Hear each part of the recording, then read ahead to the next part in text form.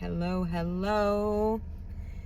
So, 3 years ago today, on this day, in this exact moment that I'm filming this, it's about 2 o'clock in the afternoon, 2:21. It's almost 2:23 on 2:23. And I was in jail.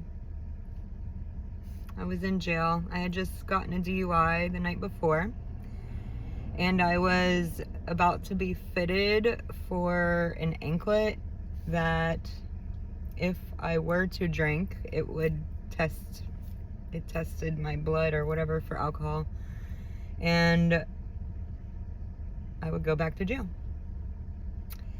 And this moment in my life was really, whenever I look back, it was such a turning point. So much shame. I knew I didn't want to be drinking and driving. I knew that. And yet I was still doing it.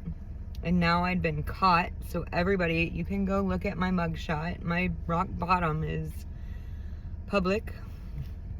And I wasn't allowed to drink anymore. I couldn't hide anymore. I could, but then I'd go back to jail and, then I'd be in the same situation, still not able to drink. So, it's probably better to be doing that on the outside. I think it was better for me.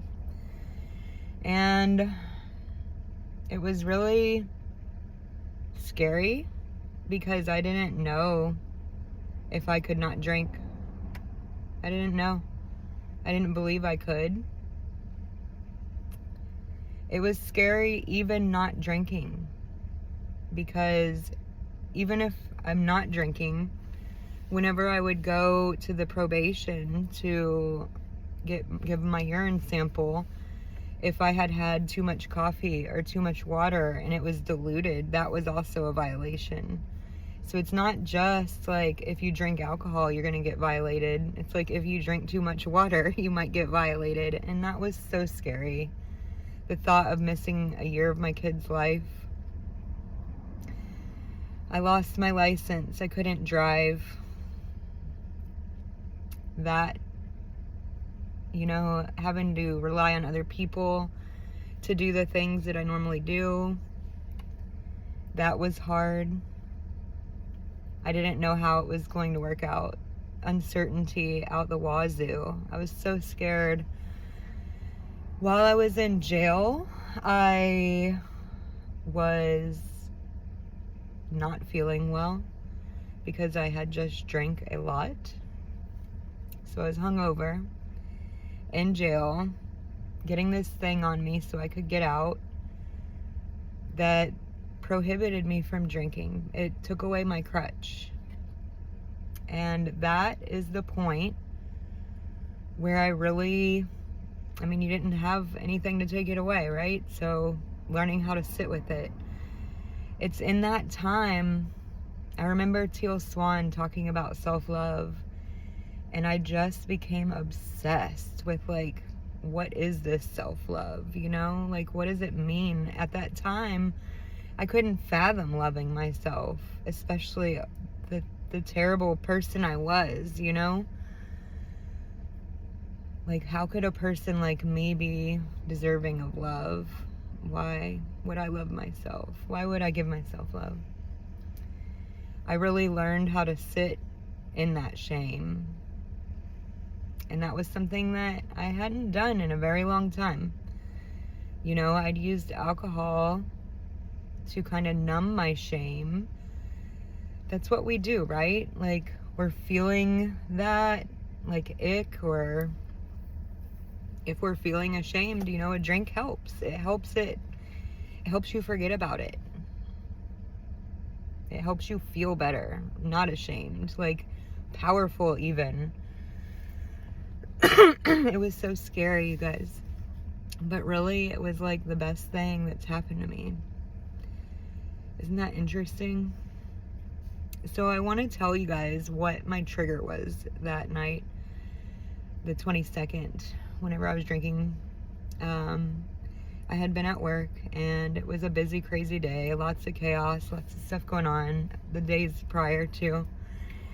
And the last straw was that one of my new employees was talking bad about the Bee Gees. And my mom loved the Bee Gees. And, you know, I don't even really love the Bee Gees, but I love them because she did. And that was the trigger. That was why I was drinking that night. That's why I was upset. I was missing my mom. And, you know, it got out of hand, as it did quite a bit back in that day.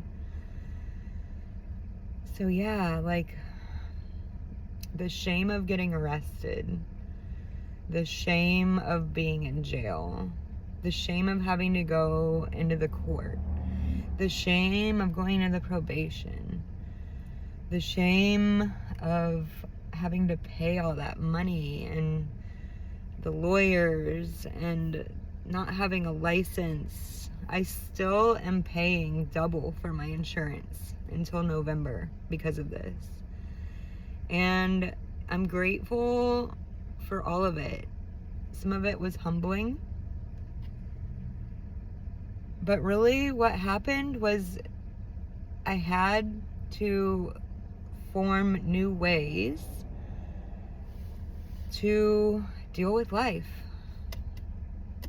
And there was support, you know. I went to the therapist that they recommended. Although that wasn't very long, and I don't really think I learned anything new there because a lot of this stuff I'd already been doing, but, you know, I learned a lot in the class that I had to take. I learned there to advocate for myself, and that's been a lesson that I've held close ever since. Like, I am my own advocate now, and that was something that was lacking prior. But sitting here 3 years later, a completely different person, like, I wouldn't change it. You know? I mean, I guess if I could, I would change to never start drinking, but, you know, it all worked out. I felt definitely less than. I missed out on a lot having that anklet on. Like, I couldn't get in the water, so like beach, pool, all of that was out. I couldn't take baths. Like, it hurt, it itched. People saw it if I wore shorts. Like, that was kind of embarrassing, you know. But still, I'm so grateful for my DUI. It is where I learned how to sit in the shame. It was like this ultimate thing that would make me a bad person, you know, but being able to work through that shame and to be able to sit in it and realize that I wasn't a bad person. I was having a hard time finding solutions. That was the solution. Alcohol was my solution to the problem. Alcohol is not your problem. I mean, it does cause problems, but there's an underlying problem. It's like, why? Don't ask why the addiction, ask why the pain. So it got me to the pain. I learned that the pain wasn't going to kill me. It will feel uncomfortable. And as I progress, I keep learning, you know, it gets easier. And the more you do it, the more you realize that you don't need it. You don't even want it, you know? But I often wonder, had I not got that DUI, would I have been able to stop drinking? Had I not had that thing on my ankle? I think about it all the time, especially when talking to people about addiction. Like, I don't know. It's a tough cookie. That I know. I was trying with everything I had before I got arrested. And I guess the universe was like, hey, it's time. So this is day 21 of Shame Stories, which I was so excited because I like doing things in 21s. So whenever I started this series, I didn't know how long it was gonna go. But now my list is completely done. I'm sure more will pop in and I'll get back on here. But for now, I'm ending this series, and it has been like so much has changed. I feel 1,000% lighter. And for this story to be today on day 21, I was just, whenever I figured that that was what was going to happen, it was like a week ago, I was like, yes, this is it. The same day I got arrested, y'all. So if you're feeling shame around your drinking or around the trouble you've gotten in while drinking, just know that you're not bad. You need different solutions. You need support and sitting in the shit, man. That's what it is. It's so scary to own your stuff, to sit in your stuff. It feels like you might die sometimes, but you don't. You don't. You give that part of you, you give that part so much love. And then it feels good. It feels so good. But this has been a blast. I appreciate every single one of you who has listened, who has given me feedback. And I will be on soon talking about all the different things that have been going on since I started this series, because there's been a lot. A lot of transformations has happened.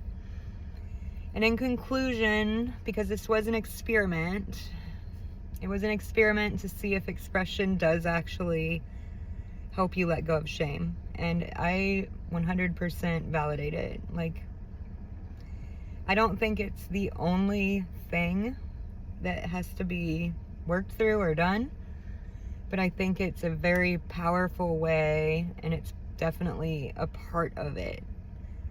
I think that expressing it and then feeling what's there is the secret combo. But again, thank you, and I'll see you soon.